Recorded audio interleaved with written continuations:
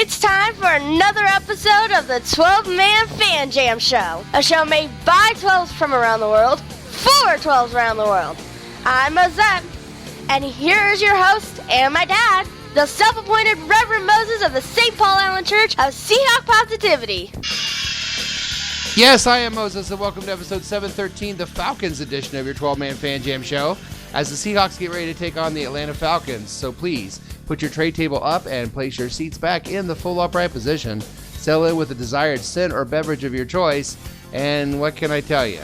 The posse will just have to keep going to games together until we ever get it right. We'll just have to keep trying. We are 1-1 with most of us there, but yeah, we'll just keep trying to get it right. We apologize for last week. We were there, we tried, we did all we could, but we're moving on, just like the Seahawks. So let's meet the posse for this episode. First, the yin to my yang, and back in merry old England, thousands of miles away, it's Matt from merry old England. Hello. Good morning, Moses. How are you? I'm okay, Matt. How about you?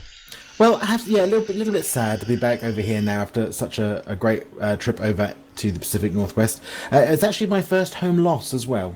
Oh, I'm sorry to hear. I would have preferred you'd put that part off a little longer. Yeah, we'll just have to win the next 10 in a row, Matt. Okay, cool. That's what happened to me after my first game out there was a loss, and then I won like 9 in a row. So we'll just have to do that. And then still in the state of Washington is our news hound, Will. Hi, Will. Hi, Moses. How are you? Good. How are you, sir? Well, last weekend was fun. We came, we saw, and then we had to drink. So, Yeah, and I just wet and cold. It became just wet and cold at one point. We'll talk about that later. Also, from the state of Washington, it is Dustin. Hi, Dustin. Hey. Hello. How are you? How is Kona, our 12-Man Fan Jam Show mascot? No, she's good. We finally got her kennel situation fixed, I think. She can't break out anymore. So that's good. That's good. She's rubbing her face raw trying, though. We're actually going to get her a different kennel. There's this, I'll send a picture to you. You can put on the thing if you want. But it's there's no chance in hell she breaks out of it. It's more like a jail cell than a than a kennel. So. Jail cell is where our mascot belongs. There's no question about that. And of course, way over in California, back in California, our man behind enemy lines, it is Statsman Mark. Hi, Mark. Hello, everybody. How are you, sir? Well, can you sense the enthusiasm in my voice, Dennis? I can. Behind enemy lines, it's getting interesting now. There's been a revival of the Harbaugh era. The radio is all abuzz for the 6-0. Yeah, 7-0? 7-0. Whatever they are. Whatever they are. Of the Richard Sherman led. Yes. 49ers. Yes. Anyway, we'll talk about them maybe a little bit later. But things are heating up in this area. So they are. They're putting together a nice little team there, unfortunately. But we'll catch them hopefully, and we'll catch up with that as we go through this show. And let's get to that show, sweet.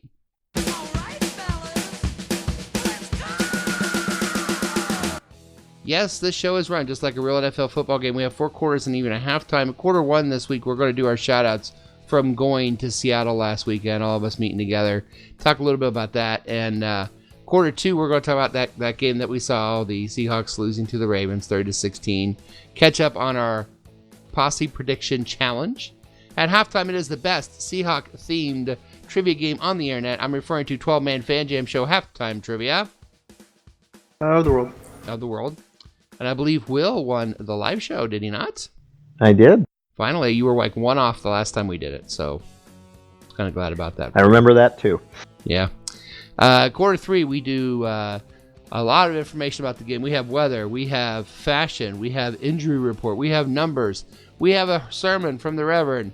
And then quarter 4, we put out that together, make our predictions, our prognostications, and our game balls for the upcoming Sunday game between your Seattle Seahawks and the Atlanta Falcons. But before we start, we'd also like to remind you once again to like, share, subscribe to the Seahawk Positivity YouTube channel. Join our Facebook group, 12-Man Fan Jam Show, also on Twitter at Seahawk Positivity. Email is 12manfanjamshow@gmail.com. Look for the downloadable podcast of this very show on iTunes and Podbean. And this usually would break in the news. But what we're going to do this week is we are going to do something called shoutouts. Yes, it's time for shoutouts. We had a wonderful time. I know I'm not speaking for everybody here, but I think we had a good time last weekend hanging out, and lots of pizza and stories and laughs, and in between there, we had a live show that if you get to our Facebook page, our 12-Man Fan Jam Show Facebook page, you'll find quarter 1, quarter 2, halftime, quarter 3, and quarter 4 all divided up so you don't have to watch it all at once, which is kind of how we recommend you listen to the show. Maybe quarter 1 and 2 and stop, and then halftime, and But we divided it up on a show. It was a fun live show done at the La Quinta Suites in Windham Hill, in Windham, in lovely downtown Seattle, right across from some wonderful construction. They were kind enough to let us sit in the breakfast nook. Yeah, you guys don't know the half of the construction story. Let me share that real quick before we go into thank yous, because we're going to be sharing stories too about our live trip. Statsman and Mark stayed with me in the room that night, that Sunday night, and then we got up and went to the airport together. And they started working, Mark, about 5 a.m. Yeah. Yeah, also, tung, tung, tung, tung, at 5 a.m. on a Monday. And I'm like, I am so glad I'm not going to be here this week, because the weekend, they were off, so they didn't do that. But it was, with the exception of that, it was a fine place to stay, and we're very thankful. I want to start these shout-outs by shouting out to the La Quinta Suites at Windham on 8th Street in Seattle for being such gracious hosts to me and our friends and allowing us to use their breakfast nook for our show. So thank you for them. But I'm going to go ahead and pass the thank you baton to Dustin. Dustin, do you have any thank yous from last weekend, or any stories or anything you want to talk about? Yeah, it was just good seeing everybody. Thanks to Quinta, however you say it, also in for hiding their parking lot, because I was able to find a spot for free, which was rare. It's true. He kept looking out the window. Have they moved it yet? Have they moved it yet? I know. I was worried they were going to tow that thing. Can never be too careful. Yeah, but it was good. Thanks to Zeke's Pizza. Never eaten there before. That was good stuff. Had some good beer there. That was good stuff. Good stuff. Our waiter, real quick. Our waiter looked like Kirk Cousins with a beard, didn't he? Yeah, a little bit. I think you like Mark, that? Who was the one that said, was Will or Mark? Which one of you told me that? I think it was Mark. Must have been Mark. I mentioned it. I don't know. If Mark's like, he looks like Kirk Cousins. He came back and went, oh my God, he looks like Kirk Cousins with a beard. Nice. But it was good to see Neil. See him once every couple years. Great guy. Is very, very nice. It's good to see Neil too. Yes. Yeah, so shout out to everybody that got to see and had a new experience, which was fun. I never sat in the south end zone before. Oh yeah. With Neil and Mr. and Mrs. Hawk were in front of us, and Jeff and Dee Dee, and then Painted Hawk was right in front of us. And did you get to see he's 6'9"? So yeah, it's kind of hard to. Yeah, I did see. Matter of fact, he got the obstructed view ticket. Yeah, kind of the coolest part of the game. It was, I think it was the last series of the first half there. Russell Wilson threw a ball through the back of the end zone. Yes. And the dude right in front of him caught the ball. And everybody was like, touchdown. We all threw our hands up. Yeah, we scored. The guy acted like he saw me. That was funny. That was pretty fun. But you know what, I real quick about that throw, that was a hell of a throw. That was a zing, man. It was. Dang, that was a fastball. There was in that step with the ball. It was fast. Yes. The dude, he handled it. He did. That was pretty funny. That was good times, man. What about you, Will? Well, biggest shout out goes to you and Mark and Matt, and Dustin also, since he's still got to drive up from Lacey, just from coming all the way out and loving the Hawks and enjoying this podcast and getting together and everything. And well, now listen, you went an hour and a half yourself. Don't sell yourself short. No, only because traffic stunk. But he lives 5 miles away, but it took an hour and a half. Yeah, it's Seattle. It could happen. Dustin, I feel kind of embarrassed asking this. What was your wife's name again? Lindsay.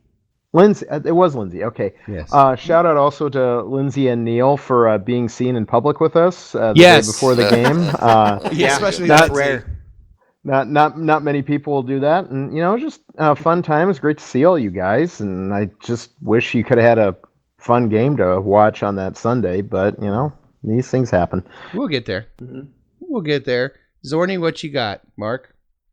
Well, the first shout out will go to actually Dustin, because he volunteered to grab me at the airport, and then my plane I had to sit on the tarmac for I think an hour.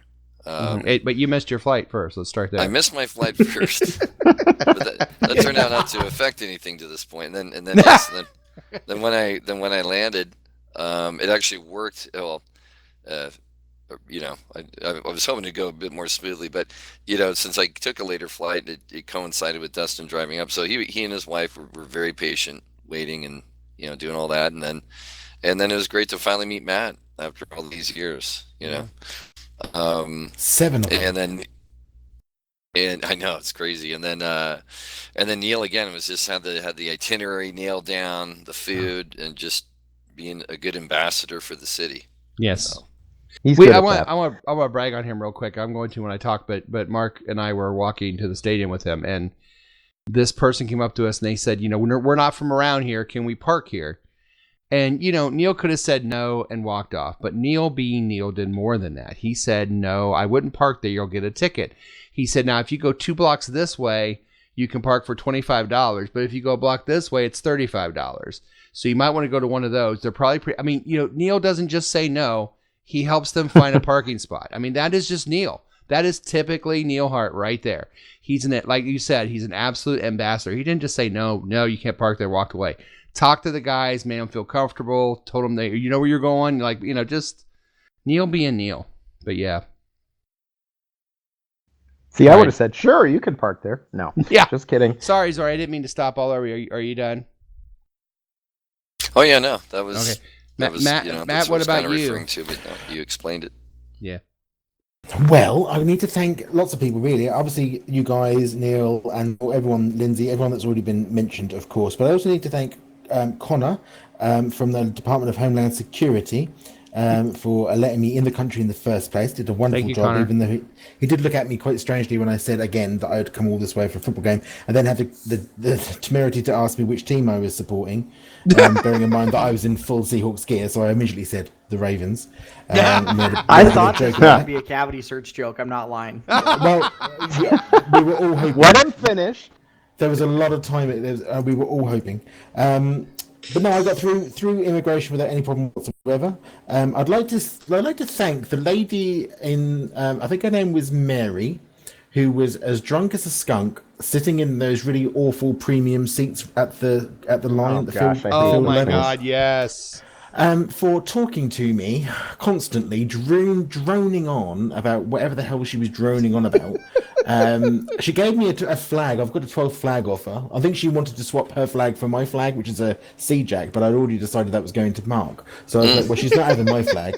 So she gave me her 12th flag. I'm like, well, fair enough, I'll take that. I'm British. I'm not afraid to steal. So I took that. And she insisted on talking through every single play. And it was like, oh, you're lovely. Where are you from? Oh my God. You're this, you're that, you're everything else. And I'm like, I just want to say, can you just shut up so I can watch this hideous game? Would be great. But she just kept on going. So anyway, thank you to you, Mary.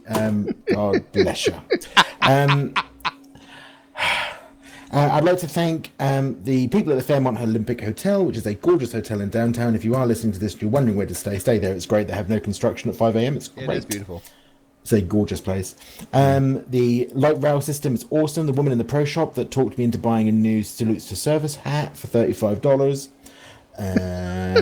Thanks for that, because I could have done with that money. I'd like to thank the people at the Greedy Cow Burger restaurant place at the airport at SeaTac on Airside. Oh, you ate there too? Yes. I always. ate there too. It's a little tradition because they do the best chocolate ice cream milkshake, so that's why I have to have it. But when I went there in the morning, it was like it took them like they were actually killing the thing to make sausage. Like they were killing the cow and the pig to make the sausage patty. It took like 20 minutes to get my food. Mine took minutes. Perhaps I don't know. Perhaps they just heard my voice. Was yeah, that's fine. We'll give you. You're just lucky. I'm just lucky, I guess. So I'd like to thank them. I'd like to thank Rhonda, who was the lady at the airside, who basically helped me get into the upgrade bit. Thank you very much for her. Just thanks, basically. Oh, thanks for the driver, the coach who took 4 hours to get back to Ipswich, back in England. Thanks to him, arsehole.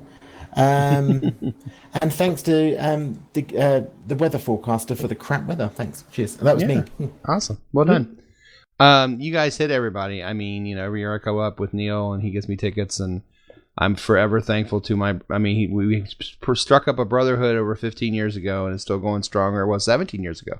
No, 15 years ago, and it's been strong as ever. It's been a while. It's been a while. It's when I met Will, as a matter of fact, back in 2000. Oh, do you have one? I've got another one. I've got to do a quick painter talk. Bruce, I want to thank Bruce for the gift. He gave me a beanie with the Super Bowl XL champions. Oh, that's right. Nice. Which is one of from his stash collection. So obviously it should never have really been released because unfortunately we all know what happened in that particular Super Bowl. But I'd like to thank Bruce a great deal and one of my dearest friends for that. And thanks to Laura and Brad as well. Oh, yes. Absolutely. Everyone's hit everybody. I talked about Neo. I mean, Laura and Brad, we got to go see them. Got to see Cowbell and see everybody that we got to see. I'm so glad we were able to see Tina and Gina, and I know I'm going to miss people, and I feel bad because I'm sitting here going, I should have made a list. But just everyone that we saw, and it becomes less and less for me every year, less and less about the game and more about seeing family, because people are just up there, a family, and like you said, that front row, those people, Dee Dee, who's Mrs. Seahawk, leaned over to me after the game, and she gave me a big long kiss on the cheek, and I had her makeup all over my cheek. Mm-hmm. But she gave a big long kiss on my cheek and a hug, and then she said, "Don't you ever stay at a hotel when you come up here again. You have to stay with us." So she does that every time I come up. She says that every year I come up. How come you're not staying with us? And I'm like, well, no, you're staying with us. So that's the kind of people that's why I go to Seattle. I had a friend here from Cincinnati when they played the Bengals, went up, and he's like, on the flight back, he's like, I get it. I get why you go up there every year. And it's the football game. It's the atmosphere. It's the wonderful city of Seattle, but just so much more. It's the people inside that city and the people that I've met. And last and certainly not, my family who insisted that I go see Matt in Seattle. Yes. Even though I had no plans of going. You are going. I'm paying for your ticket to go up there. When I take Little Mo, it's twice the price, so we usually go every other year. So this year I got another extra thing to go see Matt, and I'm forever grateful for that opportunity. And to see and to be able to get all of us together, it's really surreal for me. And Matt and I sat and planned this little silly show set over 7 years ago, and here we are going stronger than ever, and having live shows in Seattle every once in a while. And the five of us being together was just an amazing, amazing time. And I just, didn't want it to end. I know we all didn't want to, but the things the fellowship that we all have, and Dustin, Lindsay, I'm going to tell you, every once in a while when we were filming, I would look over because I thought, I bet she's bored. I bet she was grinning the whole time. She was having a good time listening to our show. Oh, she nice. She really was. She seemed to really enjoy herself. I thanked her profusely for letting you do the show. And thanked all of you for being there. It just was a real surreal experience for me to say, Matt and I started this little silly show 7 years ago, and here we are all getting together and having a live show and having more fellowship in the name of Seahawks. It was fun. Matter of fact, I got to tailgate with Matt a little bit. That was unexpected. Oh, excellent. That was unexpected. What'd you run into each other? Yeah. That's right. Yeah, I was on my way over to King Street to go see you guys and say hi. We kept moving. You guys had already headed into the stadium, so I was like halfway to King Street, and I was like, all right, I'll just turn around and go back tailgate. It's early for me. I'm not going to go in yet. So I was walking back, and Matt happened to be watching Blue Thunder perform, and I walked up behind him, and it's like, hey, what's going on? And we ended up going and hanging out with the tailgate area I usually go to. Excellent. And, I walked in after that. It was fun. Oh, that's awesome. Yeah, I like to go in the game early and just kind of absorb the atmosphere because that's just what I like to do. Well, you were moving. How can I just say to the pass? He was moving fast, right? I had to go back to get my pass. I did a rookie error. I forgot my passport, and I forgot. Obviously, Americans are going to need passports for ID because whatever. So I had to go. I forgot my passport, so I had to walk back to the hotel to get that. It doesn't take long, about 15 minutes. And we had our location device on Facebook, so you could, or on WhatsApp, whatever it is, so I could see where Dennis was live time, and he was moving fast. He was going from like the edge of King Street, from the lodge, from King Street Bar and Oven across to the to Touchdown City, from Touchdown City back into the stadium. From the stadium, he was in his seat, and I'm like, I was always like a second or 5 minutes behind you guys. So as soon as I got to King Street, they were already moving on. They were and can we shout out to King Street, who for years that's where I met most of these people I met and got to know them real well was at King Street. So a shout out to them. Yeah, we were kind of I'm one that I like to go to King Street, see my old friends, catch up for a little bit, and then maybe walk through tailgate row. If I don't get there, I like to get in the stadium when it opens. I just like being there and watching the guys walk around and work out and stretch and stuff. That's just what I do. But well, not because okay. I just want to absorb the atmosphere of the game from very beginning to the very end. So and we stay there until they Mark and I are on the same page. Yeah, Jesus. And on that note, thank you to everyone who watched the show. We got some support. We got some feedback. I appreciate all of you for listening. And Jose, we got to say thank you to Jose for running the chat group. Yes. The Facebook Thank you, page. Jose. We were all busy. Absolutely. Nice. So we'll be running that this Sunday for sure. But yes, thank you, Jose. He took Jose. charge and ran with it. He did a good job. He sure did. Appreciate you, Jose. Absolutely appreciate you, my man, and everyone. So and Dennis. On that note, I think we'll call it an end of the live broadcast of this season, and we'll move on with the rest of this show as we end the first quarter. It's the end of the first quarter, bitches.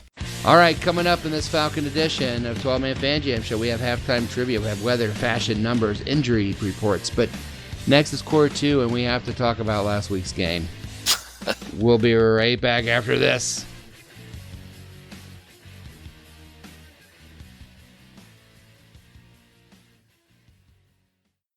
You're listening to the 12-Man Fan Jam Show, a Seahawk Positivity production. That's the fact, Jack! Holy shit, it's the second quarter. Dustin, we forgot to thank Tom, the staff guy on the stairs who was protecting the premier seats from the us rabble at the top there when you had to go and ask him for cable ties. Oh, that's right. Yeah. That dude was really doing his job. Yeah, can I just say that there's nothing weirder though when Dustin's talking to you and he says, I'm just going to go over and ask that guy. When I went and asked him whether he had any cable ties, I'm thinking, did you really just go and ask a security bloke if he's got a spare couple of cable ties? No shame in my game. I need some cable ties, some Vaseline, and some chloroform. And a ball gag. Yeah. Oh, and a shoehorn, please. And I was like, Dustin, the ball gag, I've got the ball gag, it's just the cable ties. I wasn't updated with that. Although, to be fair, Dustin, you should have guessed. True. Very true. Well, while Dustin's asking for that stuff, we will start our second quarter. I knew you were going to do this. You knew I was going to do it. Yeah. Welcome to the second quarter. Seahawks lose to the Ravens 16-30. That's not funny. But there it is. Oh gosh, Matt, what are your thoughts about this game other than we were cold, we were wet, and we were just kind of sitting there? Now, when I said it was going to rain, right? Yeah. I didn't actually think biblically. I actually think it was going to be like the full Noah flood situation going on. But it was the big dark. It was. There was a lot of it. So I think this game for me is really a tale of two turnovers. I think really it's the Wilson interception, that sort of double. Was DK Metcalf open on that play? Yes, he was. Yeah, he was wide open. Oh, that's frustrating. But that sort of double pump fake that Wilson did, and then late launched it across the flat, and we know what happens next. And I think that got into Wilson's mind. I think that somehow that sort of seeped into he was having that whole perfect season thing going on in his head, and suddenly he wasn't anymore. But at least he's not Sam. What's his face from the Jets? Sam Darnold. He didn't see ghosts. Oh, he didn't see anything. He was seeing walking around like regular people. He was doing a full sixth sense session. That was a special game. That was. Yeah. And we also have to mention, I think, Lamar Jackson, who was just having the game of his life. And when a kid is playing that well, sometimes you just lose. Yeah, but I don't think they can. I mean, listen. The Ravens are 5-1 or whatever they are, 6-1, I guess, or 5-2. 5-2. Yeah, if you're going to rely on your quarterback running 100 yards a game to win in the NFL, that's not going to last very long. So, well, we didn't do too badly with it for a couple of years. We didn't, but he didn't really have to run for 100 yards every game. Well, those read option plays that he was running was pretty much, I mean, it was classic Wilson to me. Yeah. I mean, it was just a taller version. Yeah. But I just, and that didn't last long then, because, I mean, Wilson didn't run for 100 yards every game. And if he did, it didn't go for more than 1 or 2 at a time. We were up 57-0. Yeah, but I mean, again, I think this game was really about those two turnovers. I think Metcalf had a bad drop. It was just a fluke, really. These things happen. He's a rookie. I'll let him off as a pass. But you have those things, they get into your head. And as Pete Carroll has always said, if you can't win the turnover battle, generally you can't win the game. True. Dustin, your thoughts from down in new seats? Yeah, I mean, it was honestly, it was difficult for me. I'm not gonna lie, as far as the experience and understanding what's going on. Yeah. Because normally I sit up high and I can look down on the stadium. I can see the formations. I can see what's happening. I see plays develop. When you're that close to the field and in one of the end zones, I'm like, wow, they're big and they're fast. But I was having a hard time grasping depth of like how plays were and whatnot. So that was different. That was different. Well, it was and fun. something I noticed is that they usually had the whole play up on the jumbo screen, and they didn't this time. When we were on defense, they wouldn't show the play. Yeah. They had to show people screaming. I'm like, I want to see the play. I don't want to see people yelling. I want to see, the formation, like you said, the formation and the play, at least so I can get an idea. Did he gain 3 yards or 20? Because you can't really tell down there. Yeah. And they never showed that. They wouldn't show the play. They show people screaming. I'm like, come on. That's different. That was different. I put that on my survey feedback because I got a Seattle Seahawks give us feedback on your game day experience. I put all of that. No, good. Yeah, it was interesting. I bet you if you sat down there a lot, you kind of develop an eye and you get what's going on. But my eye is not calibrated for that view. But onto the game itself. I thought Russell was off kind of from the get-go. He was throwing passes long, letting him float a little bit. So I was like, oh, he's not having his best game. And it became clearly evident that if Russell Wilson is not having his A-plus best game, he's just not on the ball, that the rest of the team right now, especially the defense, isn't designed in a way to where they can make up for that, which is not good. That's not good. You're right. Yeah, he was missing passes. He was a little high. Metcalf didn't help him out. I think it was the first series. They threw the ball to Metcalf on the left sideline, and he just missed it for whatever reason. And that would have been a good deal for us too, because that was what should have been offensive pass interference too, and they didn't throw the flag. He took the dude's head and pushed him away to turn around and catch the ball. Yeah, didn't throw the flag. That would have been a great opportunity to capitalize on. But they just. They never really got going the way you would expect them to, or the way you wanted them to. And Jackson, their quarterback, man, he's an athlete. I mean, yes, dude, he was impressive as far as his speed and his size. I was very impressed by that. I was not impressed with our defensive technique. I mean, there was the pursuit was not there, and people were out of place. Like when I talk about the pursuit. I'm talking about you remember Green a couple weeks ago against Arizona when he got Kyler Murray in the background, right? Or the backfield, right? He was turning his hips, closing distance, turning his hips, closing distance, not allowing Murray to get away from him. There was none of that. Yeah. People are out of position. They weren't. It's like the technique that they're taught just was out the window. I don't know if it was the rain or the weather or what, but there was a lot of technical things with it that I just was disappointed in going back and watching it on TV later. And it's one where they're going to definitely take it. They're going to watch the film. They're going to be like, yeah, we sucked at that. We sucked at that. Let's correct it and move on to Atlanta and go whoop their ass. Yeah, exactly. Hopefully that happens. Mark, you were a little higher up. You were just left of the 12-man flag. Yeah, you guys, turned around and looked way up yonder. Yeah, I was to the left of it, and it was, I liked the third deck. You were yonder, were you? I was in row Z for Zorn, so I thought it was a good omen. Nice. But just a strange game, and man, here we are after all said and done, we're tied, and I had a good feeling about the second half. I thought this is going to be sketchy because it's going to be typical dramatic fashion, but we'll get the win. I had like a good feeling in the gut, not like some kind of sinking feeling, right? Yeah.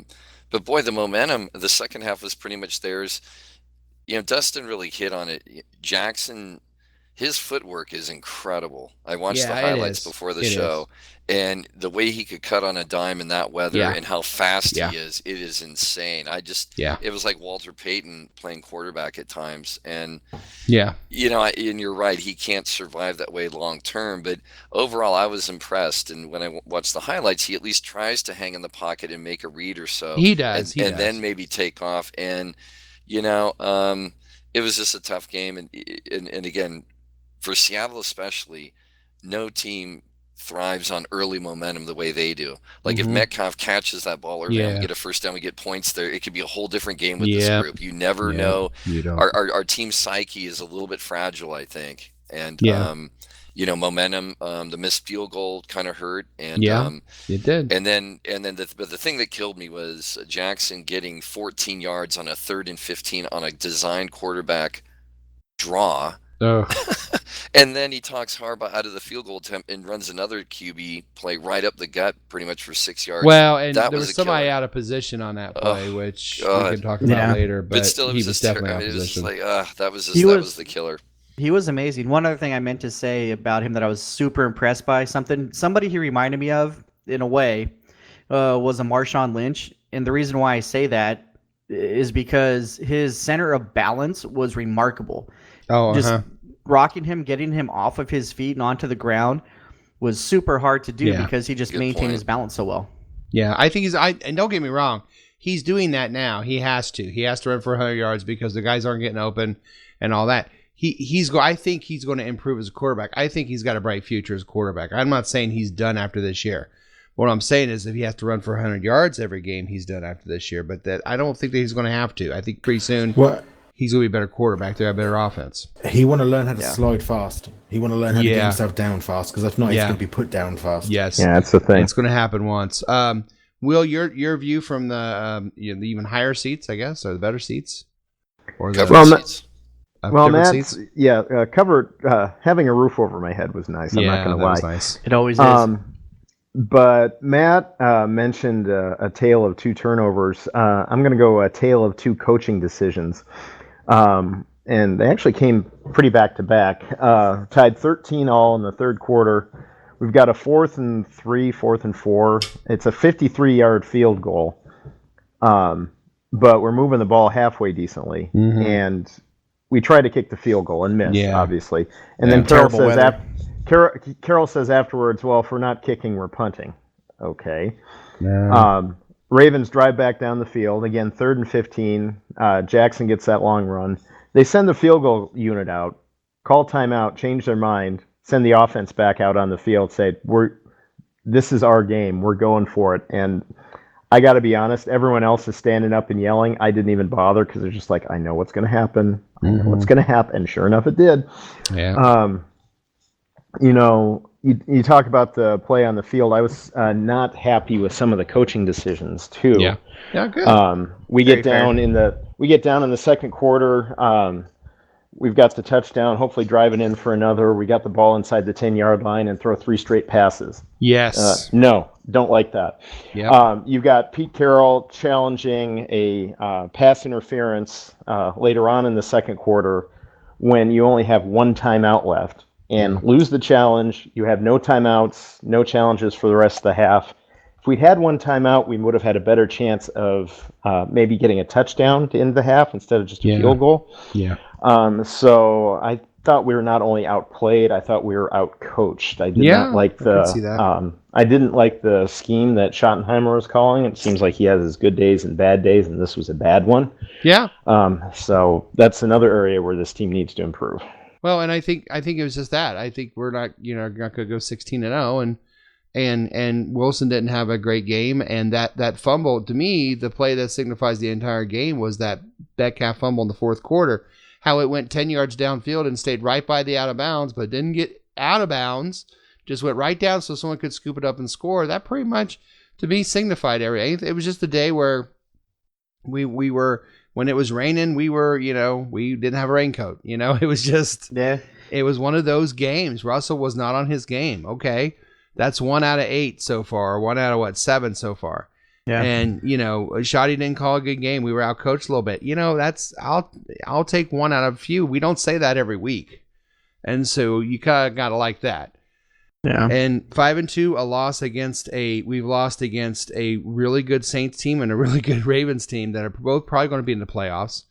The Ravens loss, when you step back and look at it, it's non-division, it's non-conference. So you move on, you're 5-2, and you just move on to the Falcons and hope that you can win. So I think that's all we got to say about that. So Let's go That's to the... all I have to say about that. That's all we Same got to thing. say about that.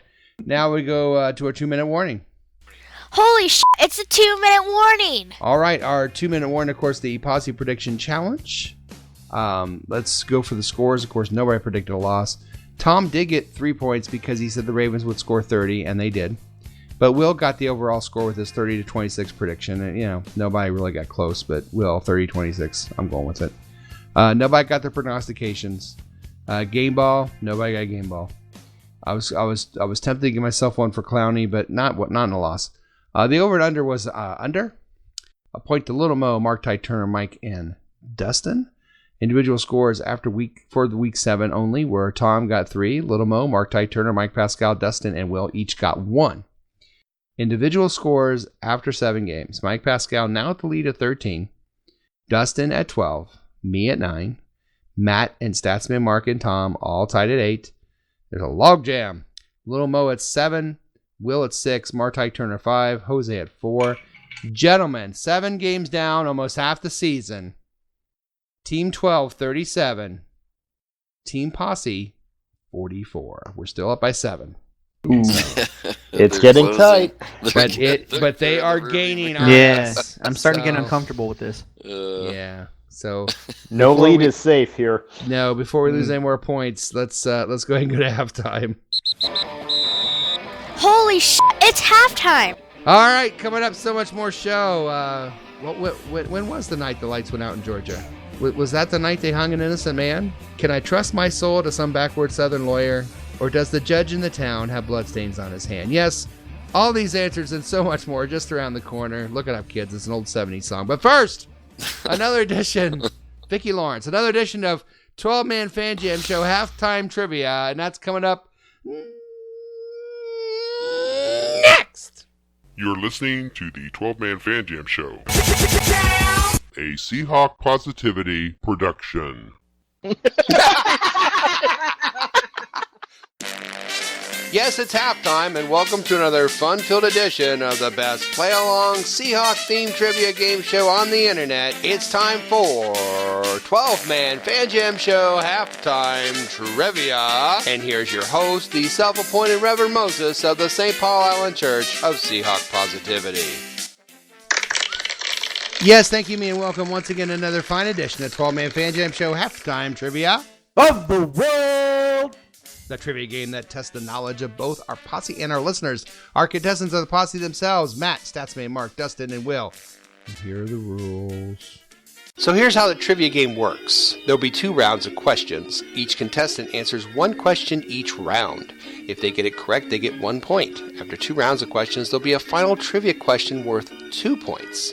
If there's a tie after that, then the tie players go on to a special secret overtime question where the winner becomes reigning 12-Man Fan Jam Show Trivia Champion and also gets a prize chosen especially for them. As an added bonus to those listening on the Seahawk Positivity YouTube channel, the questions and possible answers will be displayed on your screen so you, the viewer and listener, can play along as well. If you do, please let us know how you did on the questions. Remember, there's no Googling, no phone a friend, and please, no wagering. However, there is a lifeline. Before taping this show, my 2 charming Seahawk fan children, Mosette and Little Mo, did take the quiz as well. If the contestants want to know what the kids said, they can ask that but once and only once during the entire game show and only in the first 2 rounds. Now let's get ready to play 12-Man Fan Jam Show Halftime Trivia. All right, you gentlemen know the rules. We have 2 rounds of questioning. Our champion last week was Will. So Will, 1, 2, 3, or 4, sir? I know, I don't believe it either. I'll go 2. Dustin, 1, 3, 4.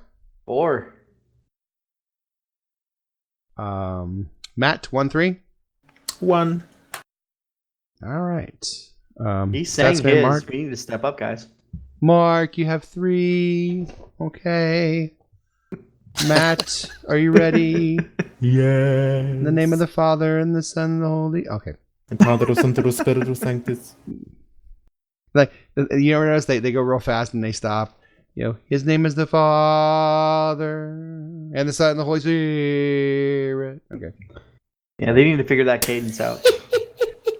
I think the Seahawks need to run the ball False more. start, 5-yard penalty. Okay, Matt. In hello. In 1979, Matt, Yeah. the Seahawks beat the Falcons in Atlanta 31-28. How many rushing touchdowns did Dan Dornick have for the Seahawks? Dr. Dan! Wow. Dr. Dan, Dan, exciting. the man, Dornick. Dance! What were the options?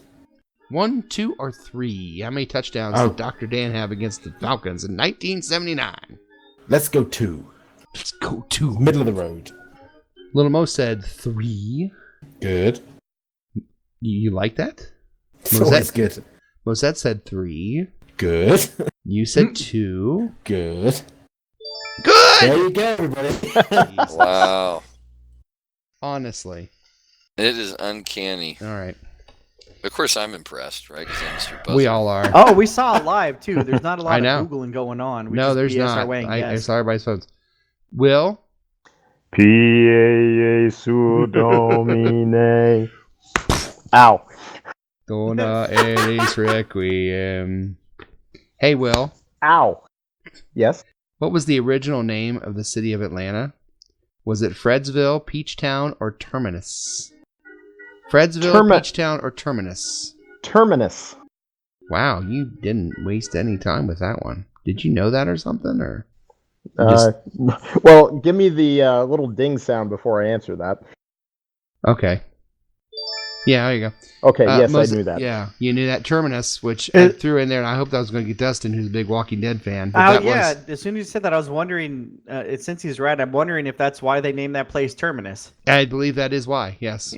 Yeah, how about that? Because Terminus is on that. Do I get a Walking Dead question now? No, you don't. Mark has a question, though. And Mark's question is this. In the 2013 playoff game against the Falcons, how many times was Russell Wilson sacked? 1, 2, or 3? How many times was Russell Wilson sacked in the playoff game? 2013 playoff game against the Falcons. 1, 2, or 3? Well, we're going to ask the kids. All right. Mosette said 1. Little Mo said 2.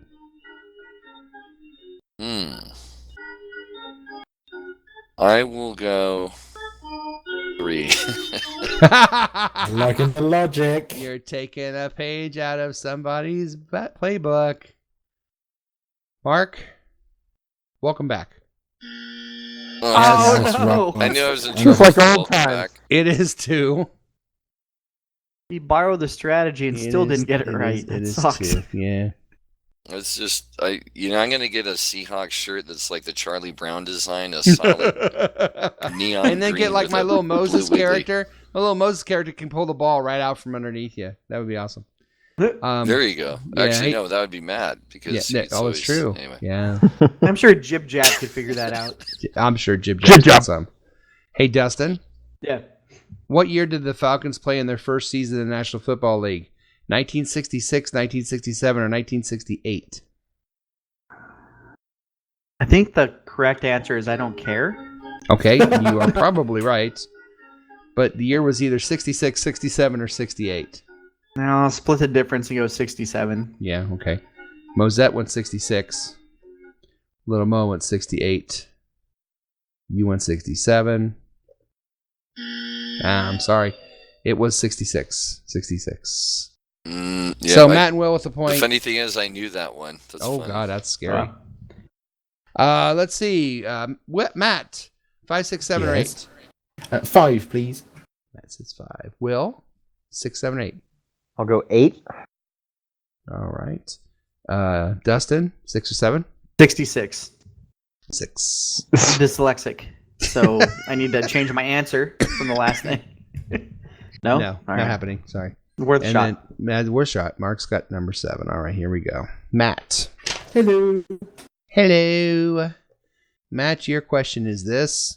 Who ordered Who ordered Atlanta to be burned to the ground? General Grant, General McClellan, or General Sherman? I know this answer. It was probably us.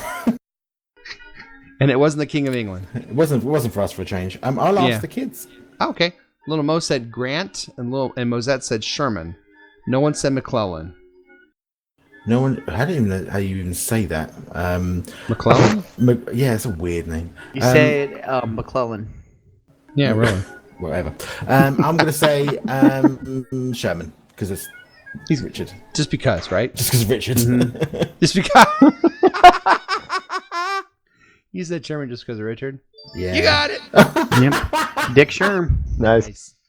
Dick Sherman. Yeah, Sherman ordered it and to burn it to the ground. All but 400 buildings were burned to the ground, by the way, in the Civil War.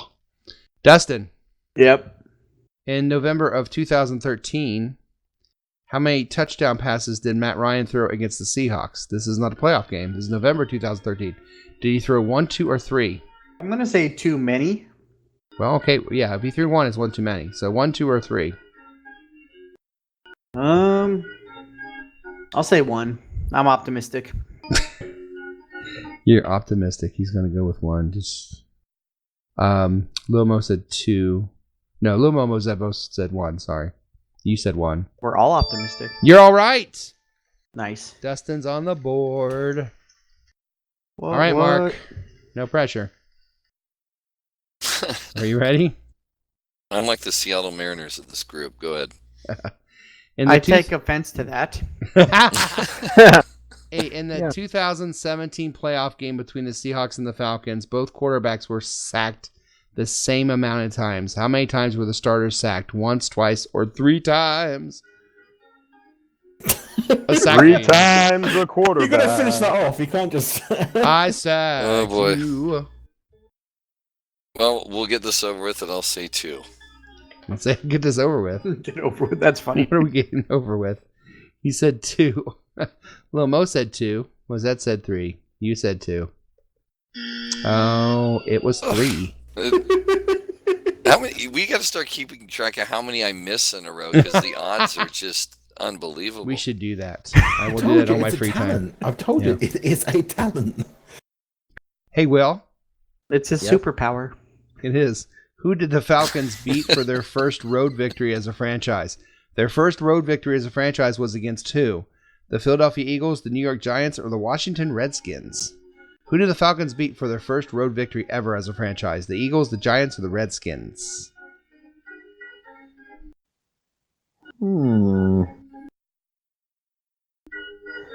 I want it to be Redskins, so I'm going to pick that one. That's why you say that, because Little Mo and Mozette also wanted it to be Redskins, and they also picked that, and you also picked that, and you're also wrong. It was the Giants, unfortunately. But, I thought it was sound logic. it really was. So we got Matt at 2, we got Will at 1, we got Dustin at 1, we got Mark at 0. But Mark, do not fret, because it is time for the final question. Yes, the final question is a high-low.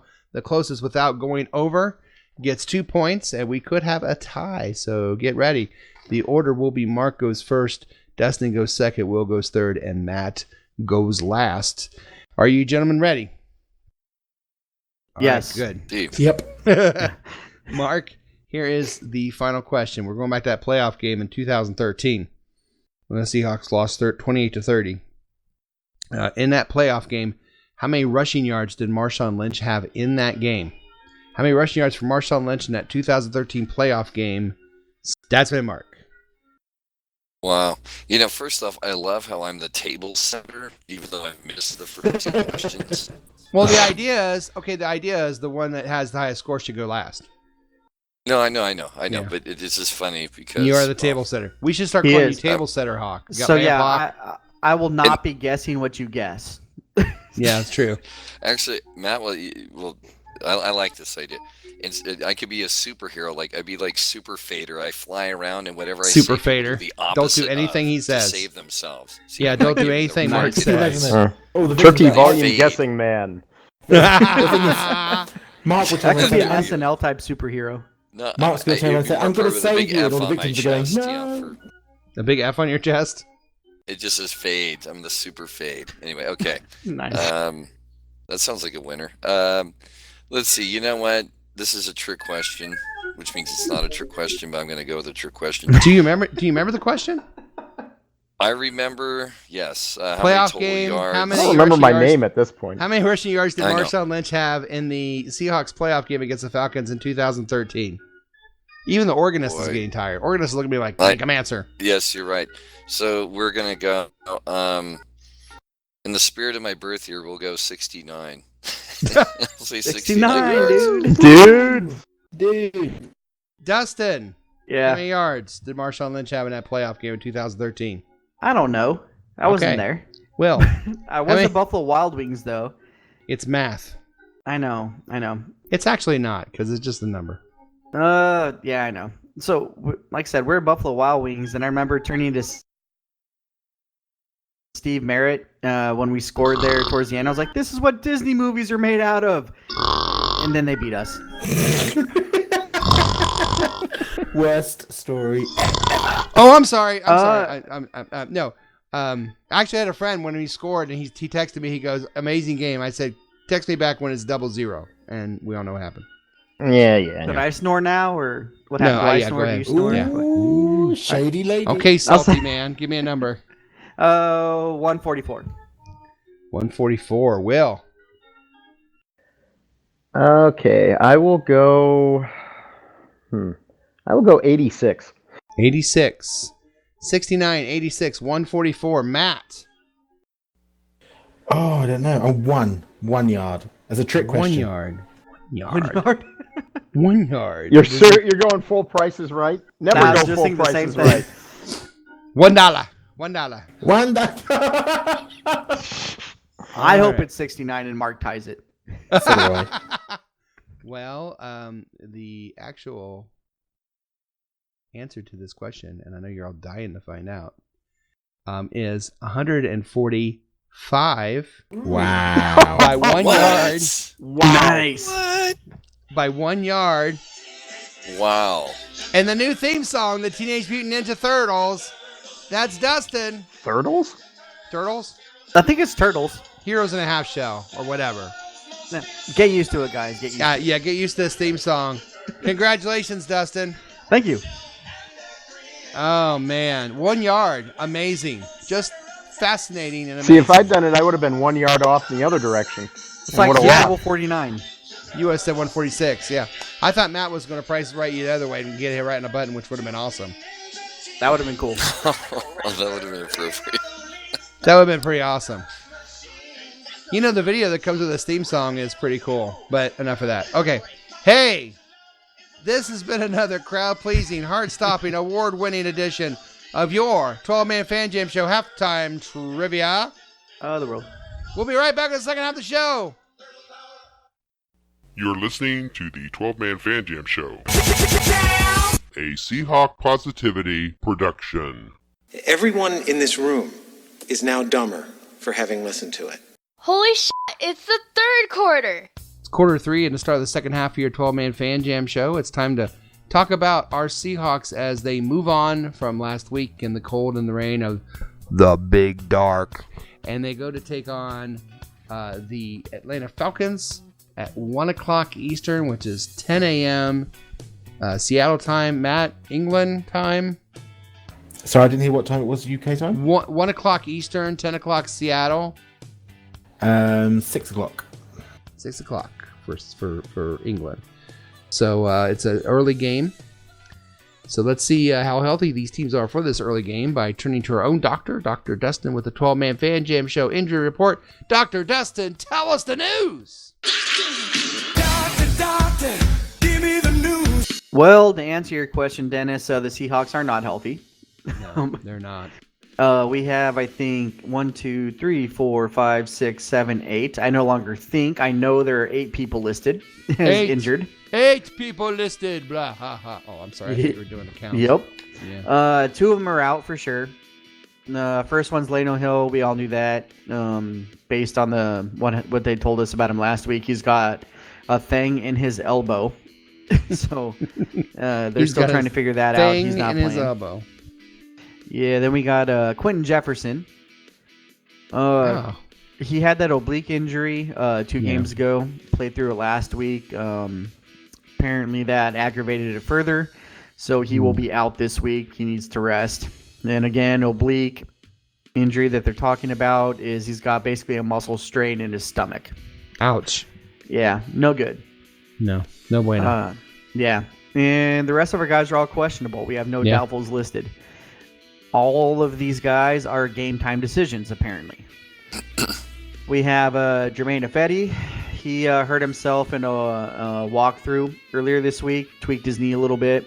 That's concerning because the other tackle, Dwayne Brown, is also questionable with his bicep injury. So we're potentially missing 2 tackles.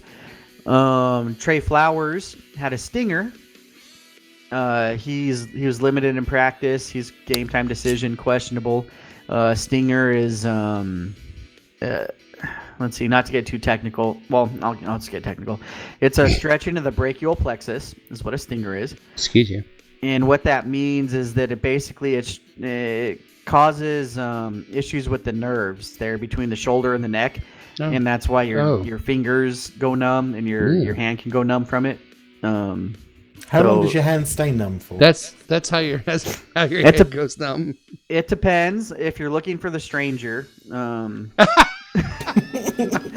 that's a different podcast. Yeah. That's a tough job. Yeah. So Ziggy Ansah, defensive end, Seattle. Are we getting Ziggy with it? We nope. No. Maybe not. And that'll be a game time decision. No. You know, I hope that when he gets sacks in CenturyLink, assuming it ever happens, they play that song. Me too. Just, side thought. So that would be awesome. Yeah. But he's got that ankle that he hurt a couple weeks ago when he had that fumble recovery. Yeah. And he's game time decision. We have McDougald, who's this is surprising to me. He's still dealing with back spasms. Like, this is going on 2 weeks. You should be able to figure that one out. I don't know what's going on with that. I don't know why he's having back spasms. It's got to be diet or medication. There's something not right there. They got to figure that out. That's it's weird. They got to sort that out, get it right so he can play. Yeah. I don't understand why you're still having issues with muscles at this point. No. But in the last one, which is kind of my favorite here in a negative way, Quandre Diggs, safety, new Seattle Seahawk, has a hamstring issue, limited in practice, which means we're probably going to see who at safety, Tedrick Thompson. Yeah, so we didn't have enough guys injured in the secondary. We had to trade for another one. So, now he's injured. Yeah, pretty sweet. Yeah. What about the Falcons? Falcons, we have 3 guys out. We have, our favorite Falcon, I'm sure, all of us, James Carpenter. Oh, yes. Yeah, guard. He has a knee issue. Didn't practice, not playing. Desmond Trufant, who also has Washington ties. Yeah. Yeah, not playing, which is good for us because he's good for us, but I like him. So. Yeah, he's good cornerback. Yeah. And then running back Ito Smith is out. He has a concussion, not going to play. Now, this is the big one right here. This is the big one. Questionable is Matt Ryan. Yeah. He practiced in limited participation today. He did today? Okay. Yes, he did. He didn't practice all week. If he doesn't play, we get to face Matt Schaub. Well, they're both statues, let's be honest. But yeah, but Matt Schaub likes to throw pick sixes. Right. Well, and the one-legged Ryan. I mean, either the one-legged Ryan or Schaub. Let's face it, there better be some sacks this week. That's all I'm saying. Yeah, like unprotected sacks this weekend. Better be sacks. Yeah. And that's that's it, guys. That's everybody. All right. Thank you, sir. As always, a wonderful job. Now let's take a look at what the weather and fashion is going to be for the game by turning to a guy who is back living in England. It's time for the 12-Man Fan Jam Show weather and fashion report with Matt from merry old England. Oh, Matt. It's raining man.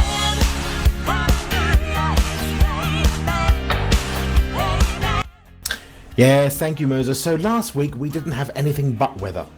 Lots of it. And I think most of it got on me. But this week, the lads are heading south to Atlanta to play the Falcons, and of course, this means that my weather for the whole game becomes utterly pointless. But I won't let a little thing like a roof get in the way of my only reason for being on this show.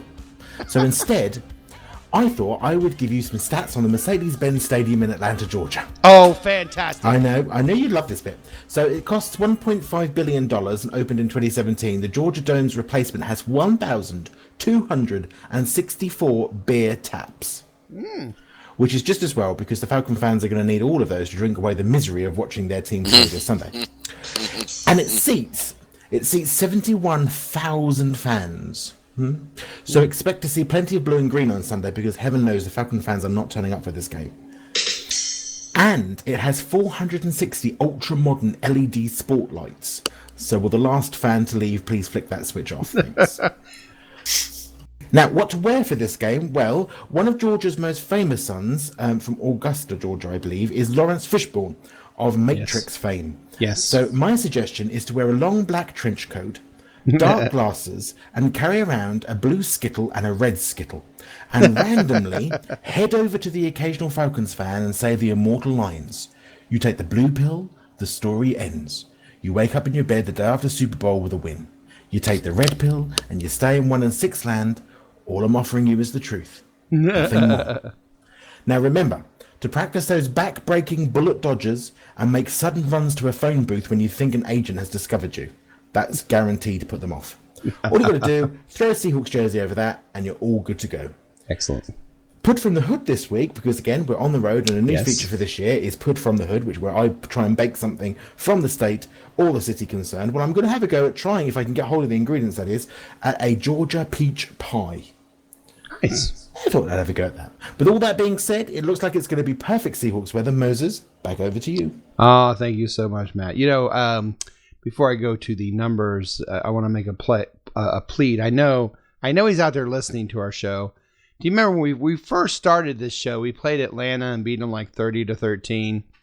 And that little boy dancing as they went to commercial break with his little Seahawk jersey on, and he was just having fun. And it was a 20-point game, and I kept saying how I couldn't stop watching him dance, which was really inappropriate for me to say. But the point being, you know, it was nice to see the kid enjoying himself at the Atlanta game with his jersey on, Seahawk jersey on.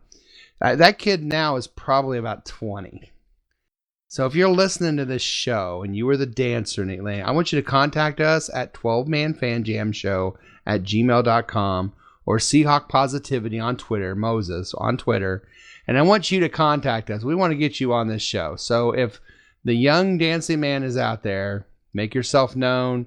Let's have you on the show and we can talk about the Atlanta game. And I hope you're going this year if you went to the last one. And I hope that they have video of you at 20 years old, maybe not dancing, but maybe drinking a beer or something. I don't know. Well, not 20, but I don't know. I just want to throw that out there. Unless you're 21, which should be fine. I have no problem with that. Here's what I also don't have a problem with it. The guy that always has our numbers, the man with numbers and tokens all around him. It's time for Statsman Mark and the 12-man Fan Jam Show by the numbers for our game. And maybe a couple of teasers, Mark. Ricky don't lose that number. Ricky don't lose that number. Ricky don't lose that number. Gee, you know, that last part, Dennis, you sound just like a webcam model. Never mind. So 2 Bay tokens. On the that's why they call me crickets. So on the game front, there he is. I think I hit. You know, I haven't even bothered looking up my own record to this point. If I ran that William Hill super contest, I would have had to have withdrawn at this point. But anyway, we were running out of town. For the sake of keeping everything moving. So anyway, we were talking earlier about our game and how I'm seeing spreads anywhere from 3.5 to 7. I'm not sure what's going on there, but if you're going to bet Seattle, obviously try and get it to as close to 3.5 as possible. Better value. The over/under on this game is 53.5. There's other numbers out there for that, but we'll just work for we'll just go with -7 and a 53.5 over/under. Now my picks. So let's see here. These are just as always at random.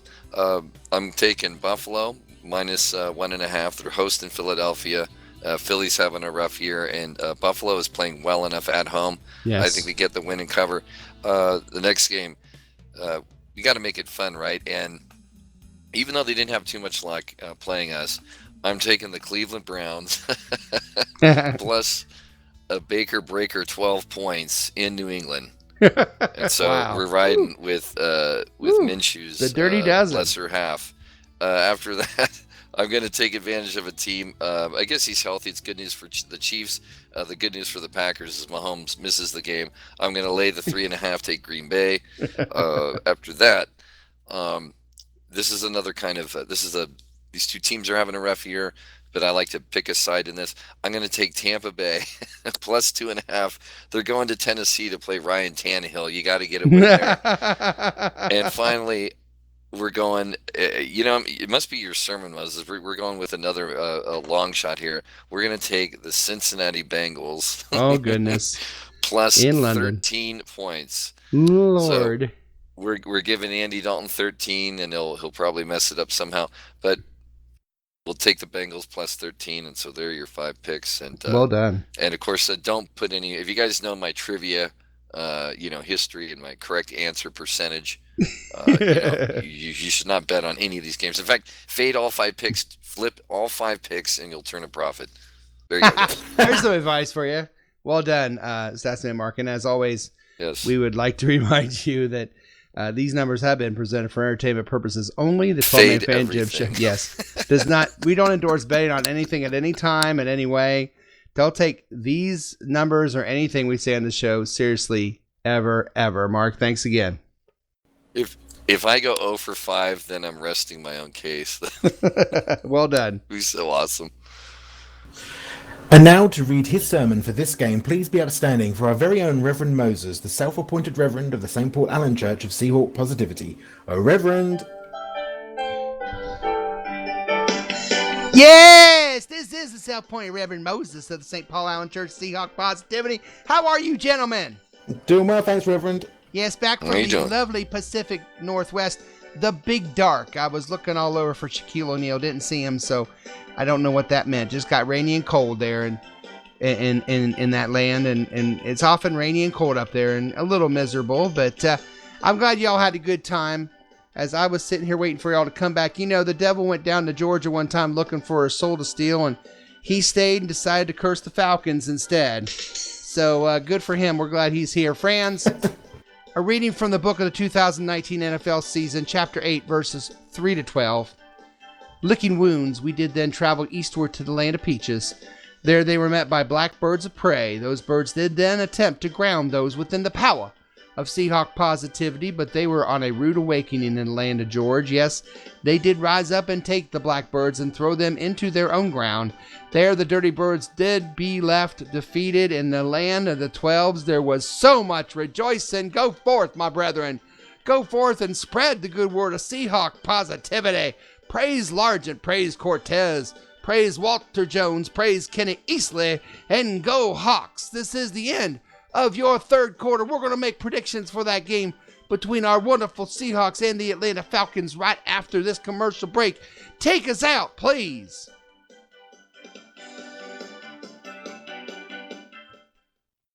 You're listening to the 12-Man Fan Jam Show, a Seahawk Positivity production. Are we having fun yet? Holy shit, it's the fourth quarter. What the hell is that? Oh, okay. It's just a rash, man. It is, yeah. Take some medicine. You'll be okay. I'll be all right. You get some lotion. Ooh. Well, while you go get the lotion, I'm going to start the fourth quarter of this episode of this Falcon edition of your 12-Man Fan Jam Show. No Falcon way. We're going to let that one go. Hey, listen. In this quarter, we're going to make our score predictions, our prognostications, of course, our game balls for the upcoming game between your Seahawks and the Atlanta Falcons. Now with our picks, we start with Team 12. Jose, 31-13, prognostication, we get a sack. Game ball to Lockett. Tom, well, shit. Last week sucks. That's pretty much all of us after last week. And we move on. No. I saw people saying the entire coaching staff needs fired. Well, let's look at that. The defense gave up 16 points. Russell threw a pick six because he hesitated and Metcalf fumbled and they scored. It had nothing to do with coaching decisions. I know Will disagrees with that. But on to Atlanta with a new toy for the defensive backfield, Quandre Diggs, who's hurt. He's a ball hawk and a big hitter. Crazy Lions traded a team captain for the 5th rounder, which was weird. With Atlanta's truly beat up and young defensive backs, I think Wilson will carve them up. And with Matt Schaub more than likely being the Dirty Bird starter, our defense should be able to get to him. So 34-20 Seahawks. Defense will get 5 sacks against Atlanta. Game ball, DK the Wolverine, Metcalf. Little Mo, 31-6. Lockett with a touchdown and Lockett with the game ball. Mark Ty Turner sent his in to me, and he said, knowing the Hawks, they'll make it close. It drives us nuts, but we have to accept the fact they'll play everyone close this year. Hawks 28, Falcons 24. Game ball to Metcalf, who makes amends for his fumble last week. And Ken Norton finally wakes up and sends more than 3 rushers, and we get 6 sacks for Mark Ty Turner. That is his prognostication. So there's that one. And then Mike Pascal, he wrote in and said Hawks 27, Lesser Hawks, the Atlanta Birds 24. Prognostication, Lockett gets a touchdown, but he also specified it's 15 yards or longer on the pass. So game ball to Carson. And bonus prediction, I think, is a joke. Bonus prediction, no pass interference calls will be overturned. How daring is that? And that's pretty funny. Will, hi. Hi. How you doing? I'm okay. How are you? I miss you, Will. Buck up. I'll be all right. So you got a prediction for me? Oh, I guess I can wrangle something up. I'm going to say Seahawks 33, Falcons 18. Really? I like going with a little bit of a weirder score this time around. 33-18? Yep. I don't even know how you get that, but we will. Is that Scorigami? Maybe. I guess we will find out. But my prognostication is I think we are going to get at least 3 turnovers in this game. And my game ball, let's go. Well, let's go with Chris Carson. Chris Carson. All right. Well done, Matt. Hello. Hello, Matt. How are you? I'm good, thanks. I'm glad you are. Right, let's have a look here. So I've got Seahawks. I'm going to get away from this fast because it's going to go south. I'm going to go Seahawks 31, Falcons 17. All right. What was Jose's prediction? We get a sack. Yeah. Is that it? Yeah. Considering the way things have been going, that's actually a 43 players active or whatever the regulation is. All right. Come on. Wow. We haven't had... Listen, I let you guys get by with a non-fumble thing with Carson, and we haven't had a sack in, 3 games, so... I think in this case, I'm letting it go. Not true. We got one last week because Lamar Jackson fell down. Yeah. We did get one last week. So if we get 2 sacks, he gets nothing. Yeah, well, no. Exactly. He's got to get exactly 1 sack. 1 sack. No, 1 sack, no more. No. Yeah. Stop being so greedy, Jose. Y'all stop busting. So Seahawks 31, Falcons 17. I'm going to put Tyler Lockett with 2 touchdown receptions. Ooh. And Lockett will get my Game Boy for that game ball for that reason. Well, yeah, if he does that. And my Game Boy, apparently. Ooh. Stats Mark, classic game system. Stats Mark, how are you holding up? I'm doing well. You know how I'm feeling? You know how I'm feeling? That's how I'm feeling. I miss you guys! Wow. I'm sorry. I had too much fun last week. Oh dear. Okay, I'm done. That's the original This number. is going to get painful. Sorry. Mark, Wow. go ahead. As you were. Boy, that was something. I had it over the top of my head like a boombox. For our game, our team is ticked and Atlanta is prone to mistakes. So I'm going to call this 34-20. Okay. You can call it anything. And I'm going to say that I'm going to call it the football game. I'm going to say that our kicker is going to hit a field goal of 50 yards or further. Ooh. It's a dome. There's some bull. Yeah, it's in a dome. I know, but all right, that's pretty good. I like it. And then I'm going to give. Let's see. I'm going to give my game ball to Clowney. Who played well last week. If we had a game ball, he probably would have been in. Dustin, hi. Hey, Bert. I'm not doing it. I'm not going to do it. Don't worry. Hello, Bert. You know what I mean, Vern? Hello. Hello.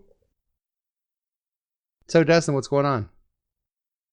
I'm just hanging out, doing a podcast. Yeah. What's up with you? Hey, I got an idea. Watching the game, having a bud. You want to do a prediction, or you want me to start crying again? Which one do you want?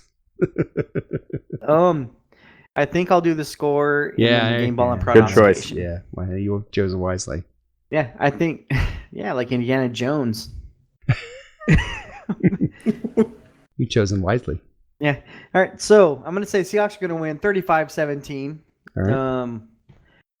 Because I like that score, and I like us winning, so that's where I'm going with that. Two great reasons. Yep. Game ball is going to go to DK Metcalf. Nice. DK because his first name is my initials, so good for him. Okay. And then prognostication is that I think he's going to have his first multi-touchdown game. So I think he'll have more than one touchdown this week. 2 TDs receiving. Or more. Yeah, gotcha. All right. Yeah, like multiple touchdowns. Multiple scoregasms. All right, here we go. Yes. It is now my turn. Well, last week didn't exactly live up to expectations, but the Seahawks seem on the surface to get a bit of a break flying to Atlanta to play the 1-6 Falcons. The Atlanta Falcon head coach Dan, head coaching career on life support Quinn, was a defensive coordinator in Seattle, as we all know. Also, as we all know, he's currently punching himself in the throat for being head coach of the Atlanta Falcons. The offense is usually led by Matt Ryan, who kind of looks like a love child between Ryan Reynolds and Tom Brady in the face a little bit, if you look at it. Yeah, do your research, kids. The Falcons just shipped off Mohamed Sanu, and why not? I mean, I say lean on that 29th ranked run offense. I mean, its lofty 68 yards per game is going to take you many places, right? The Seahawks are wet, cold, and embarrassed, or every date night Dustin had in high school. Count on the Seahawks. I'm sorry, what was that again? Cold, wet, and embarrassed. Sounds like a date after a night with Dustin in high school. Ooh, damn, shady lady. Count on the Seahawks extracting revenge on the Dirty Birds as they sack Ryan, Schaub, or whoever the hell they want to put back there. 4 sacks for me. Yeah, I said it. Watch my game ball, DK Metcalf. Show everyone that one fumble doesn't haunt him the rest of the year, and watch the Seahawks get back to the winning train as they pluck those black birds and win by a score of Seahawks 34, Atlanta Falcons 17. Book it! It is so booked. Oh, it looks like to bring another wonderful and amazing 12-man Fan Jam show to a sad close. We are so glad you decided to waste some time with us. We hope you laughed. You learned a little bit. We learned a lot. We learned that there is grab-and-go beer, and that is a thing. It's awesome. Yeah, we learned that Dustin... But you still have to pay for it. Dustin asks for really odd things from ushers, which, you know... Kona will be in jail soon. Dustin's eyes aren't calibrated. I'm not sure if that's a thing, but yeah. Mark was yonder for the game, which, you know, I didn't know there was a seat called yonder. Mark is also is Super Fader Man, and it better be sacks this Sunday. That's all we're saying. Unprotected. Yes, unprotected sacks. So on behalf of my partner in crime, Matt, our news hound, Shadowhawk, Will, and Statsman Mark, Dustin has to be right. I'm sorry. I miss you guys so much. I really do. Mike Pascal, Roger Goodell, Mark Ty Turner, Jose Tom Mosette, Little Mo, Steve Barkowski, the Big Dark. It's a lot for this end. This is Moses saying until next time, go Hawks. Go Hawks. Go Hawks. It's emotional. Snap out of it, man. I miss you guys. See you soon.